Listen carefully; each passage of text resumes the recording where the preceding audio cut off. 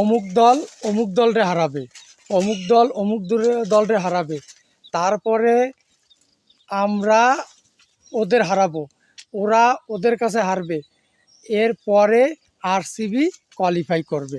সমীকরণটা ঠিক এরকম ছিল, 10-12টা দল ঠকবে, 10-12টা দল জিতবে এবং আরসিবি সব কটা খেলায় জিতবে, তারপরে আরসিবি দ্বিতীয় রাউন্ডে যাইতে পারবে, কোয়ালিফাই করবে। সবথেকে ইন্টারেস্টিং ব্যাপার হচ্ছে আরসিবি টানা 7টা ম্যাচ হারছে, সবাই ধরে নিছে আরসিবির আর কোয়ালিফাই করার কোনো সুযোগ নাই, আরসিবি টোটালি বাদ।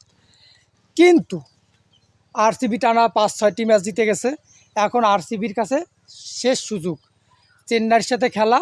চেন্নাইকে হয় 18 রানে হারাইতে হবে, না হলে চেন্নাই যে রান করবে ওই রান 18 ওভার 1 বলের ভিতর নিতে হবে। সোজা হিসাব আরসিবির কাছে দ্বিতীয় রাউন্ডের একদম ধরা যায় নিশ্চিত। লখনৌ জিতুক, দিল্লি তো হেরে গেছেই বাদ, এখন হায়দ্রাবাদ যদি সব ম্যাচগুলো হারে তাহলে হায়দ্রাবাদ বাদ যাবে, আর যদি হায়দ্রাবাদ একটা ম্যাচ জিতে যায় হায়দ্রাবাদ 3 নম্বর পজিশনে থেকে কোয়ালিফাই করবে, আর বেঁচে থাকবে চেন্নাই এবং আরসিবি। আরসিবির চেন্নাইয়ের বিপক্ষে একটা বড় মার্জিনে জিততে হবে, কি 18 রানে জিততে হবে, অথবা 18 ওভার 1 বলের ভিতর চেস করে রান নিয়ে যাইতে হবে, তাহলেই আরসিবি কোয়ালিফাই করবে।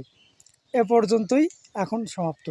তো আমার বক্তব্য হচ্ছে কোথা থেকে কোথায় চলে আসলো ভাই, অসম্ভবকে সম্ভব করাই আরসিবির কাজ, এই জন্যই আরসিবির ফ্যান হওয়া অত সহজ না।